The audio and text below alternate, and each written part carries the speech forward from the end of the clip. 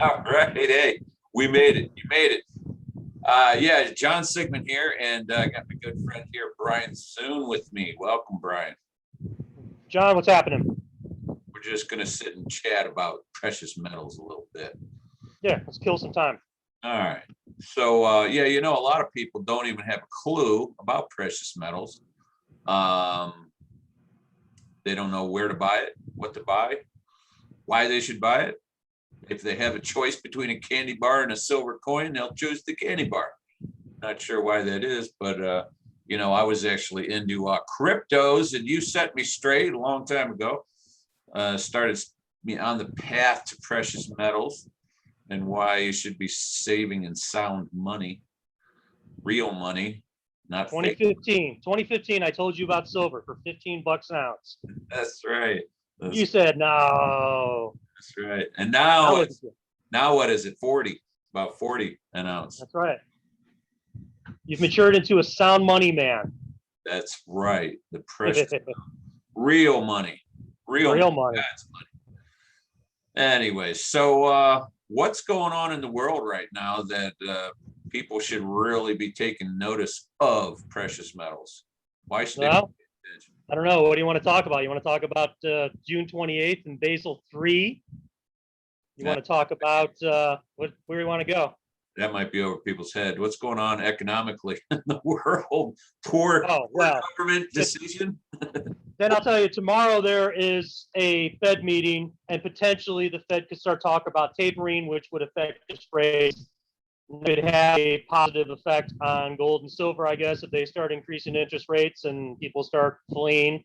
I don't think personally they're going to raise interest rates if they can right now, but they have to. But yeah, tomorrow is a Fed meeting. So that's something to look into economically. That could change the whole face of the stock market and commodities and everything else. So we'll see. Well, what about printing dollars? It's a pretty simple formula. The more they print, the more they print, the more money in circulation, the less value your currency has. And all this talk about transitory inflation, in my opinion, inflation's here to stay for quite a while, and everything's going to get more expensive the more they print. The amazing thing about precious metals that still gets me is that everything around us is inflating in value. Everything from food, payrolls, everything that you're touching right now is costing more money. But somehow they still manage to suppress the price of gold and silver. So, you're kind of in a dip situation here where gold and silver is at a bargain. Even if you think $1,500 is too much for gold and 40s or 28 or however you want to spot price silver is too much, it's on sale. In my opinion, it's on sale. Right. Only go in one direction.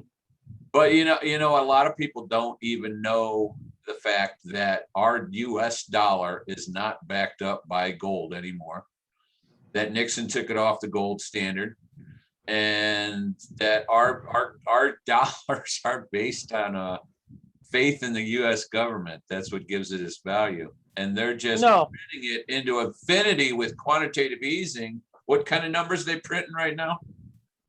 Trillions are putting into it. I don't even think at this point, with other central banks and what they're doing, they're all debasing their currency and racing to zero. I don't even think it's a point in time where people should be giving themselves an education and going back to Jekyll Island and that. They need to start looking forward and what their plans are with digital currencies. Again, it's my opinion that digital currencies, because what the central banks are doing are hoarding gold and silver, even though they're archaic and they have no value and they're not real money.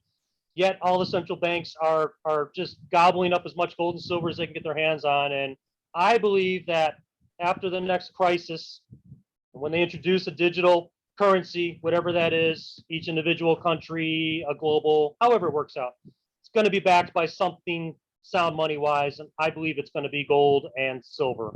And that's just my opinion.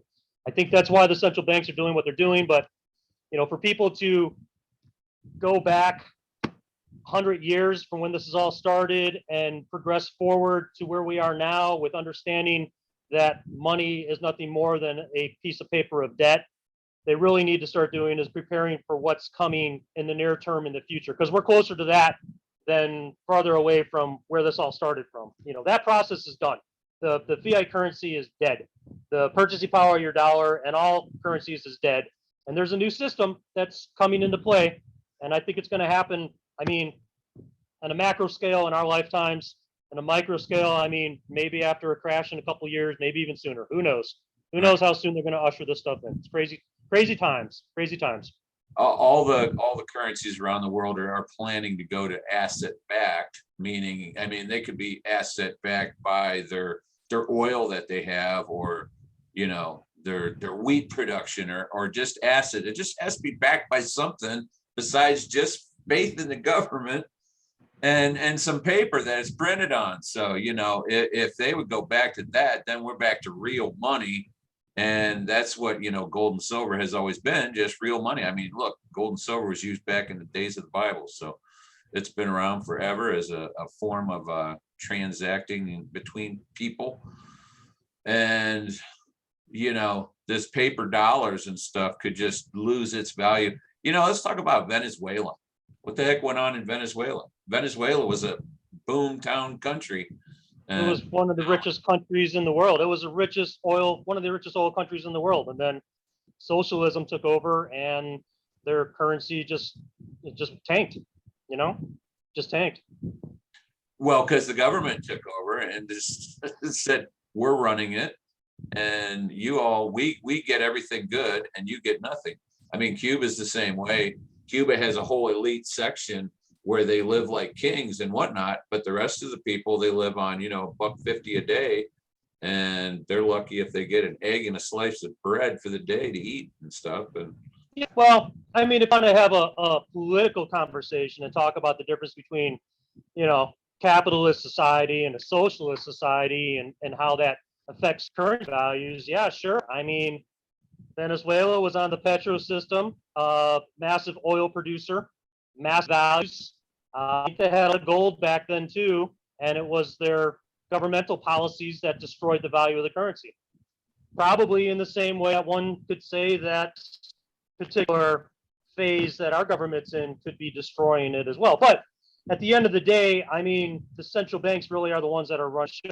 And coming back to the United States, the Federal Reserve is basically the piggy bank of the world. So our reserve currency is directly affected by whatever the policymakers and the Fed decide to do, you know.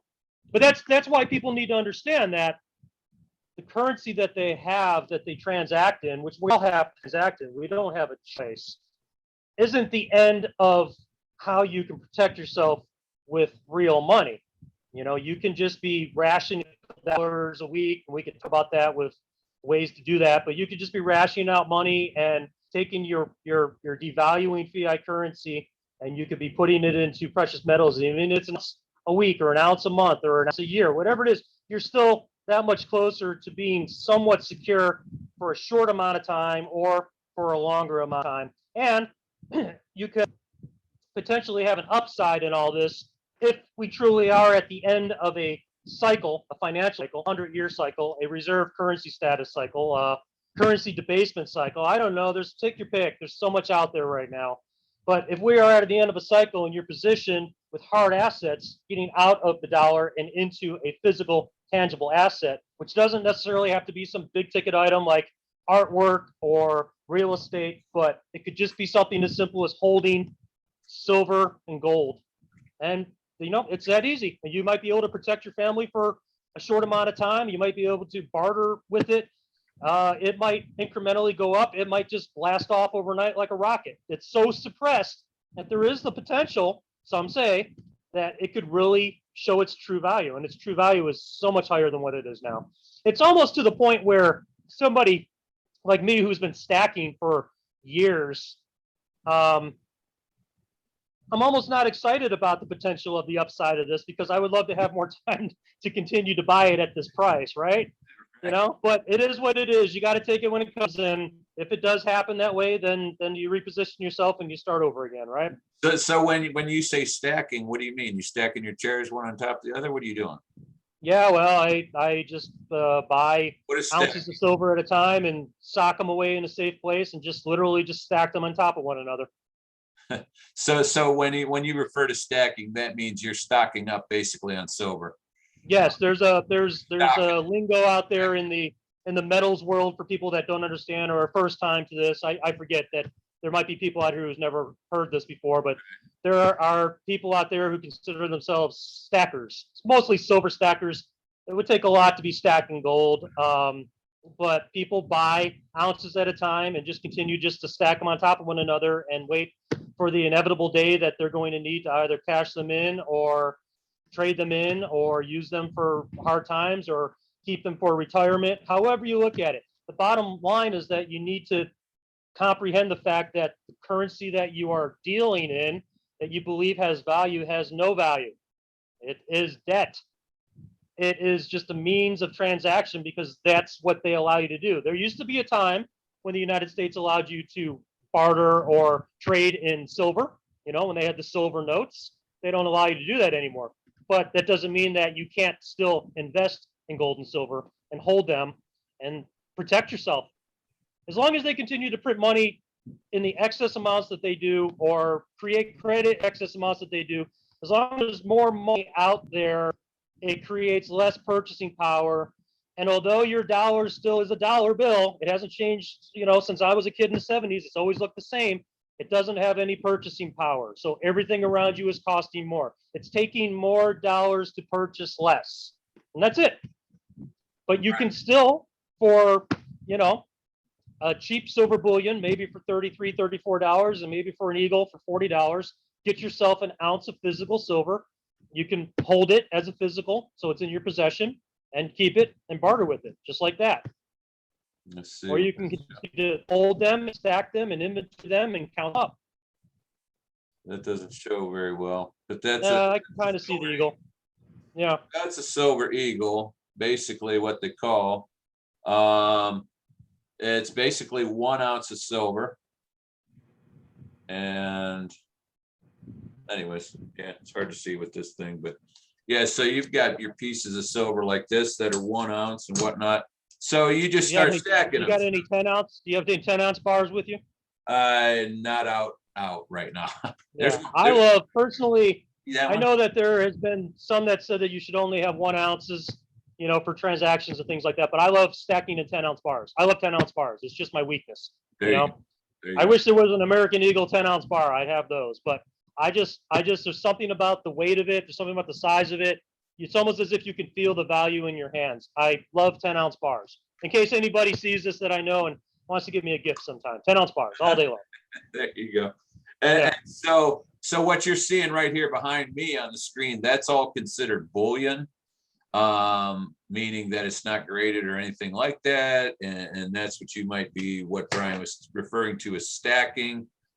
Just get your hands on it and hold on to it for security measures, for for wealth accumulation, for wealth protection. That's what you kind of want to buy. There's a whole nother realm of a world, which is, wow, this is like a collectible coin. Comes in a case like this. It's graded. It's a mint state coin. This is the same type of thing. These are an asset. Purchase these and hold on to them.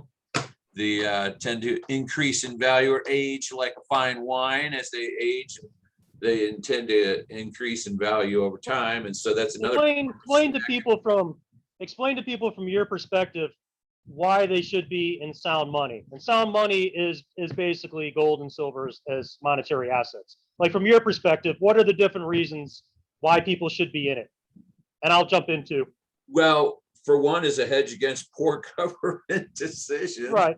So a hedge against inflation. Wealth accumulation, wealth protection, portfolio diversification.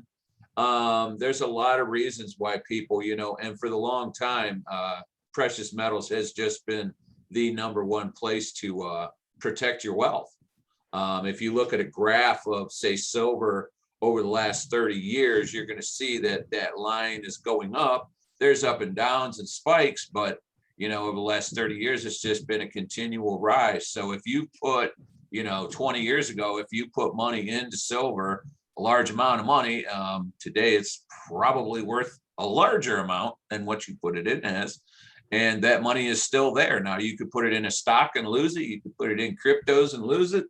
You could put it all kinds of places and lose it. But, if you're concerned about keeping your wealth, and holding on to it, the precious metals is the place for that. So, Well, and the flip side to that, with the stock market being on fire, with cryptocurrencies having, a large profit margin to some degree for a lot of people who are trading, this is a way to clear profits off, get out of fiat, and put them into gold and silver and store them as real wealth. So that's the other angle too. If you're in another avenue, if you're in cryptocurrency and you're just a crypto person and gold and silver is an archaic dinosaur, you got to take your profits from that crypto at some point and turn them into something tangible. Why not put it into a store of wealth like gold and silver? Well, and in the same token, for the average person who doesn't understand investing, there really is nothing more to be said other than the fact that if you have a small amount of money, say for example, you're buying say you have a horrible addiction to Starbucks, which I know people who do this, and they spend $7 a day on a Starbucks coffee with some latte fruity frothy thingy on top. All right, that's $50 a week. That's 1 ounce of silver a week that you are ingesting in some Starbucks coffee or latte that you could probably do at home for 50 cents. There's ways around this.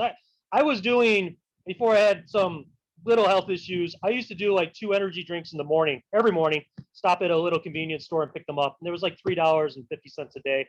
And when I quit them, I added it up daily, and that cumulatively over the year, I was spending like $1,300 a year just on energy drinks, or take a person who smokes cigarettes and smokes like a pack of $10 cigarettes a day, cut those back to 2-3 cigarettes a day and make that pack last for 3 or 4 days and take that money and invest it in gold and silver. Like the biggest conversation I have with people when I try to introduce them to the concept of of investing is that it's way out of their league. It's too much. They don't have the money.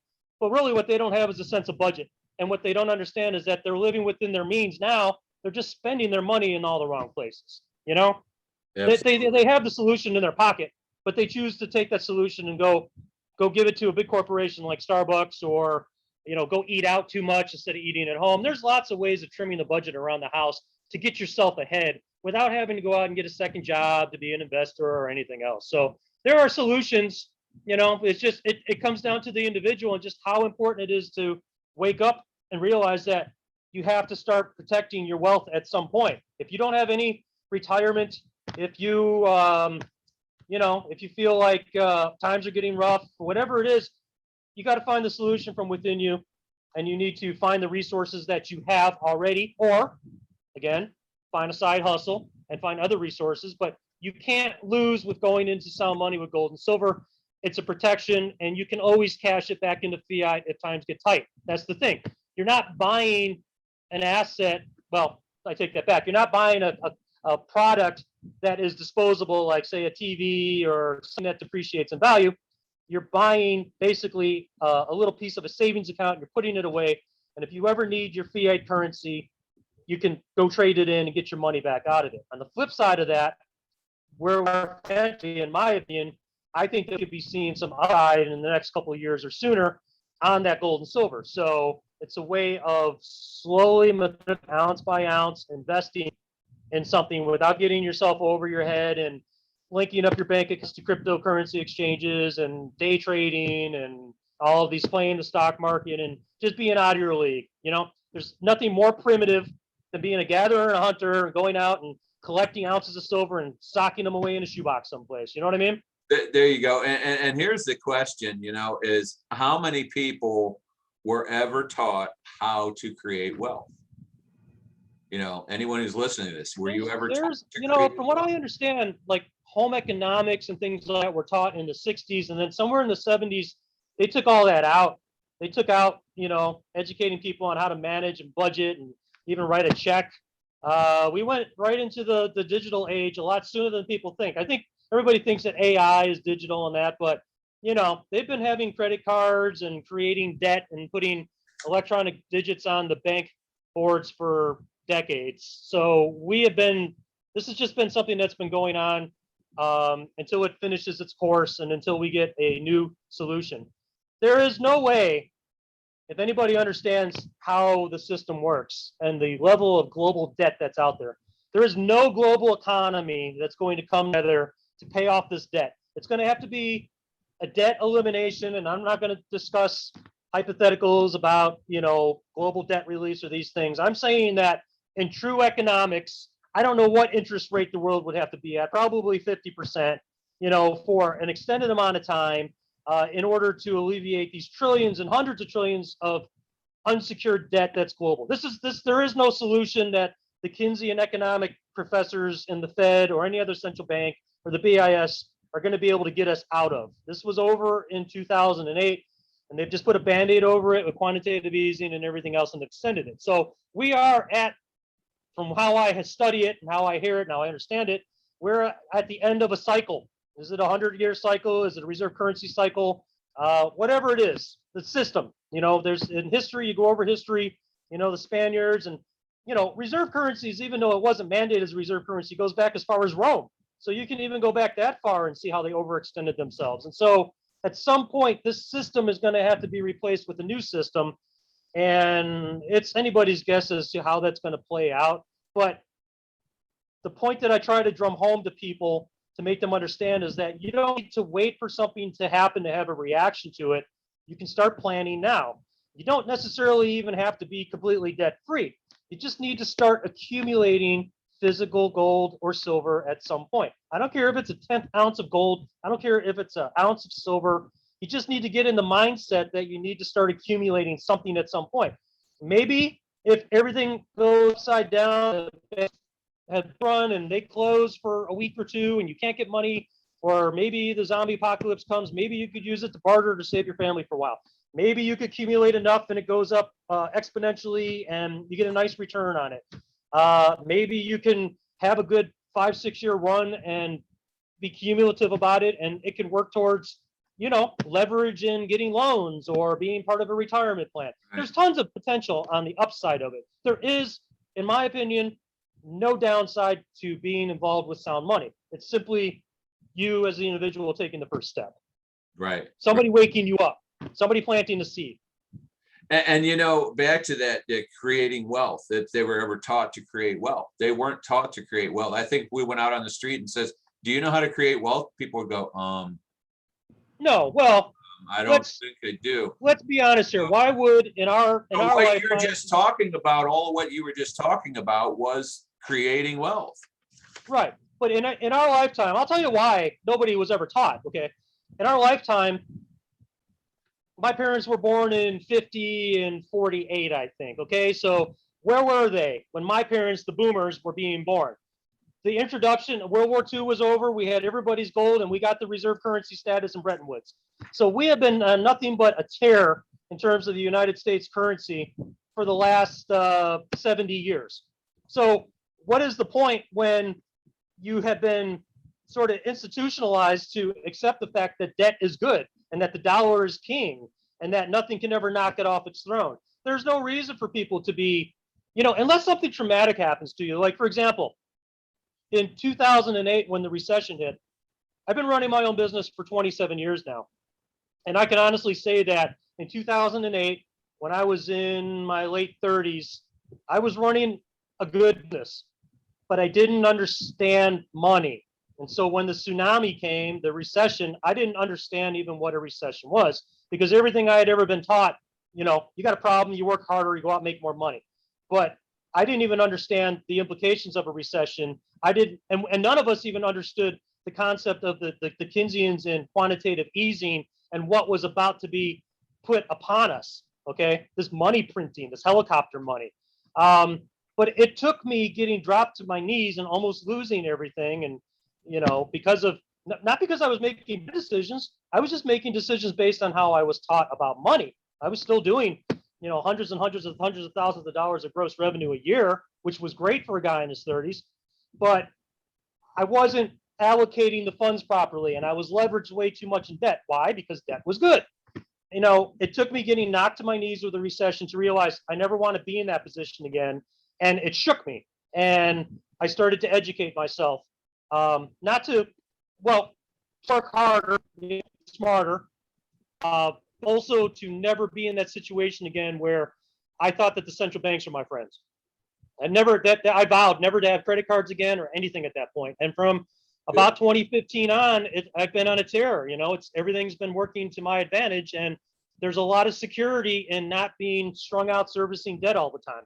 And I was just talking to somebody today where they were talking about how their bank is offering personal loans for basically whatever amount you want. And for the first year, you're paying like 0.01% on the loan, and there are all these terms on it. But somehow there was an end term to where the whole thing had to be 3 years long. And the point of it is that I even get all day long credit card opportunities, all these incentives in them. They're always incentivizing you and inviting you back into the system. And you have to break free of the system. You still have to transact within the system. You still have to accumulate dollars and pay bills in dollars. So you have to dance in the system, but it doesn't necessarily mean you have to play by their rules. And a way to break free of that is by allocating hard assets. Now, some would say the whole cryptocurrency thing is going to be the future play of hard assets. Okay, that's up for debate. There is an upside to it right now because everybody is in FOMO, which is fear of missing out. So, and they're making these cryptocurrency exchanges like social media apps basically so accessible to people like Robinhood, where it's like being on Twitter or something all day long, where you're just trading, you're watching it, you're mesmerized. There was a study out on it about the effects that it's having on people. People are becoming mesmerized by trading cryptocurrencies all day long. I'm not here to talk about cryptocurrencies, but what I'm saying to you is that to truly be out of the system means to take their fiat currency and turn it into a hard, tangible asset. Okay? You're just taking your profits from cryptocurrency, and once you get those profits, what are you doing with them? I don't know. I hope you're doing something smart with them, like paying off your debt, or maybe buying gold and silver. Money.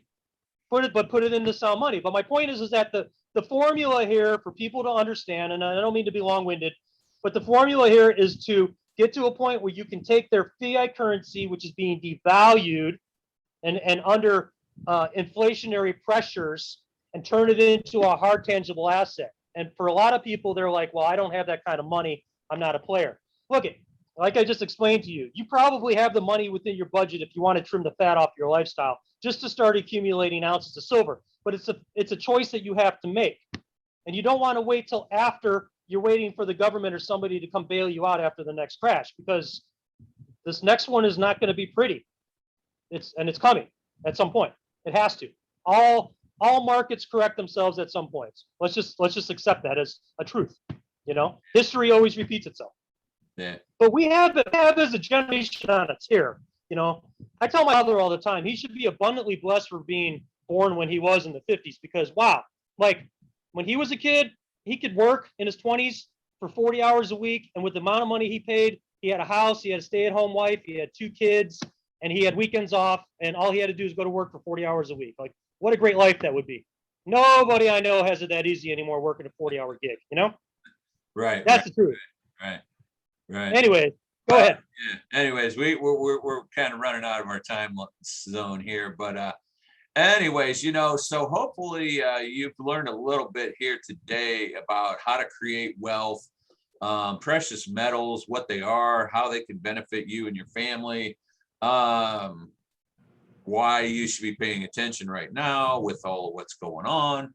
And, you know, if you don't really have any idea of how to start that process of creating wealth, you're going to keep with us, because we've found a great company that can really set that thing up for you so that you start accumulating assets and start stocking up sound money and getting yourself set up. And in the last couple of years, I think I'm close to about 3 years now, I have built quite a pile of assets, and a lot better off than I was 3 years ago before I got started. So look for other videos from us. We're going to be doing some more on this topic and whatnot, and letting you know about this company and how it can benefit you and your family. Anyways, Brian, I thank you for coming on tonight. I think we're going to wrap this up here for now.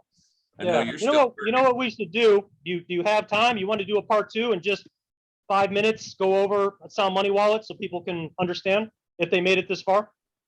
Or do you want to do it now? We'll do another one after this. Yeah, let's do a part 2. So if you made it this far, come back for part 2, and we'll tighten it up, and we'll explain 7K metals in a very quick fashion. and explain to you the sound money wallet, which I think is a great position to be in. Absolutely. Okay. With See you in a that, minute. everybody, thanks for checking us out. We'll talk soon.